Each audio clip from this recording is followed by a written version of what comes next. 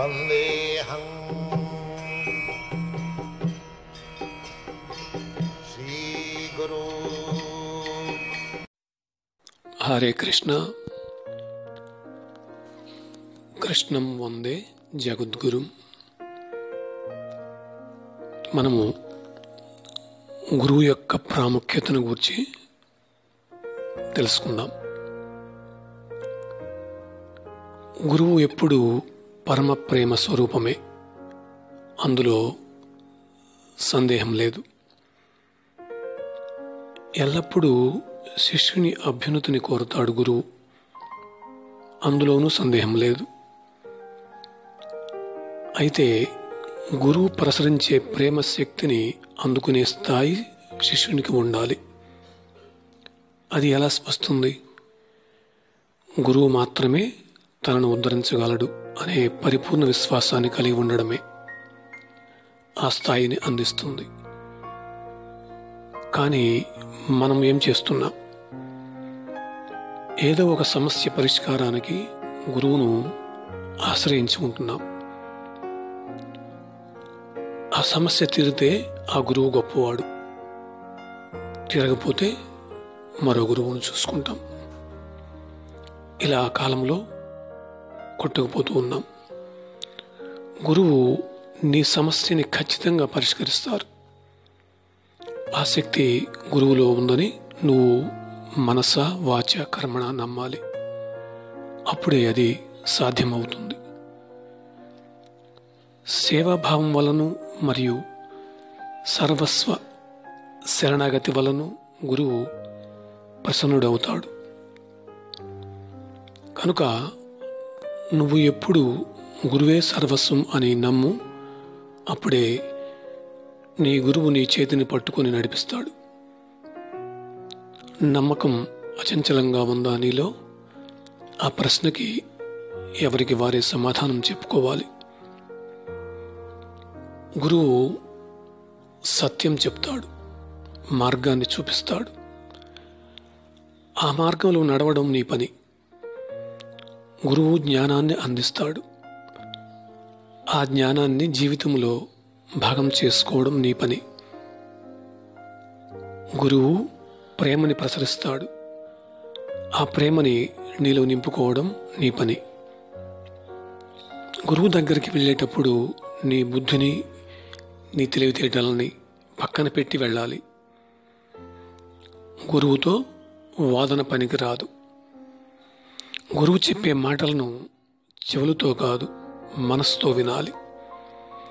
గురువును నమ్మినప్పుడు కళ్ళు మూసుకొని ఇతర చింతనలు లేకుండా నమ్మాలి. గురువుకు నిన్ను నువ్వు సమర్పించుకోవడం అంటే నీ హృదయాన్ని పూర్తిగా తెరచి సమర్పించాలి. గురువు ఉపదేశాన్ని వినేటప్పుడు నోరు మూసుకొని వినాలి. ఇవన్నీ చేయగలిగితే గురువు నీవాడు అవుతాడు. నువ్వు లౌకికంగా అత్యున్నత విద్యావంతుడివి కావచ్చు, కానీ గురువు ముందు అనుక్షణము నీకు అక్షరాభ్యాసమే. నువ్వు సమాజంలో గురువు కన్నా ఉన్నత స్థాయిలో ఉండవచ్చు, కానీ గురువు ముందు నువ్వు కేవలం ఒక సేవకుడివే. నువ్వు గురువు కన్నా అత్యధిక ధనవంతుడివి కావచ్చు, కానీ గురువు ముందు నిరుపేదవే. నువ్వు గురువు కన్నా అధిక లౌకిక జ్ఞానం కలవాడివి కావచ్చు, కానీ గురువు ముందు నీ పరమ అజ్ఞానివే. నీ లౌకిక విద్య గురువు ముందు నిరక్షరాస్యతగా మిగిలిపోతుంది. సమాజంలో నీ స్థాయి గురువు ముందు నిష్ప్రయోజనంగా మిగులుతుంది. నీ ధన సంపద అంతా గురుచరణ ధూళిని కూడా తాకలేదు. నీ లౌకిక జ్ఞానం సమస్తం గురువు అలౌకిక జ్ఞానం ముందు గుడ్డి గవ్వకు కూడా పనికిరాదు. ఈ విషయాన్ని మనస్సులో స్థిరంగా నిలుపుకో. ఆ రోజే గురువు నీవాడు అవుతాడు. అది కూడా ఒక ప్రామాణిక గురు పరంపర ద్వారా వచ్చినటువంటి ఒక ఆధ్యాత్మిక గురువు మాత్రమే మనము నమ్మాలి. కుహానా గురువులు ఎంతోమంది ఉన్నారు. కపట గురువులు, సాధువులు వారు కాదు. గురు పరంపర నుండి వచ్చినటువంటి గురువుని మనకు తెలుసు. ఇస్కాన్ అంతర్జాతీయ కృష్ణ చైతన్య సంఘంలో స్థాపించిన శ్రీల ప్రభుపాదుల వారి పరంపరలో ఉన్నటువంటి గురువులు ఎవరైనా మనము విశ్వసించాలి. వారెప్పుడు సత్యమే చెప్తారు, నిజమే చెప్తారు, భగవంతుని వైపు మార్గాన్ని మరలిస్తారు, కృష్ణ చైతన్యం వైపు మరలిస్తారు, కృష్ణుని వైపు మరలిస్తారు, హరినామం గురించి తెలియజేస్తారు, మన మనస్సుని భగవంతుని మీద లగ్నం చేయడానికి ప్రయత్నిస్తారు. కాబట్టి గురువు మీద విశ్వాసంతో మనము నమ్మి చేయాలి. గురువుని మన స్వప్రయోజనం కోసం వాడుకోకూడదు. అలా ఎప్పుడైతే మనము గురువుని స్వప్రయోజనాల కోసం ఉపయోగించుకుంటామో ఆ రోజు నుంచి మనం పతనం అనేది ఖాయమవుతుంది. గురువు అందరినీ ప్రేమిస్తాడు. శత్రు మిత్రుడు అనే విచక్షణ ఉండదు.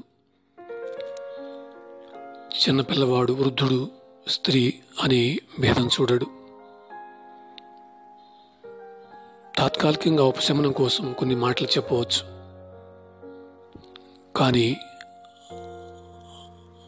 గురువుతో మనకు అవసరం, గురువుకి మన అవసరం లేదు. గురువు సాక్షాధారిత్వేన సమస్త శాస్త్రే, శాస్త్రాలు చెప్పబడింది గురువు సాక్షాత్హారి అని. ఆయన ఇప్పుడు భగవంతుని మీద ఆధారపడి ఉంటాడు. ఆయన భగవంతుని సేవ కోసం ఈ ప్రపంచానికి, ఈ లోకానికి పంపించబడతాడు. ఎప్పుడైతే ఆ సేవ అయిపోతుందో మరలా తిరిగి తన ధామానికి చేరుకుంటాడు. అది భగవంతుని యొక్క ఆదేశం మేరకు ఆ విధంగా చేస్తూ ఉంటాడు. కాబట్టి గురువు మీద విశ్వాసం ఉంచి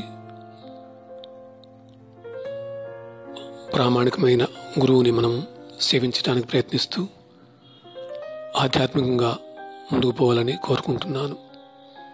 హరే కృష్ణ హరే కృష్ణ కృష్ణ కృష్ణ హరే హరే, హరే రామ రామ రామ హరే హరే అనే ఈ మహామంత్రాన్ని రోజులో కనీసం 108 సార్లు చేయడానికి ప్రయత్నించండి. హరే కృష్ణ, జై జగన్నాథ్. శిలా ప్రభుపాద్ की जय, శిలా గురుదేవ్ की जय. निताय गौर प्रेमानंद. हरि हरि बोल. हरे कृष्ण.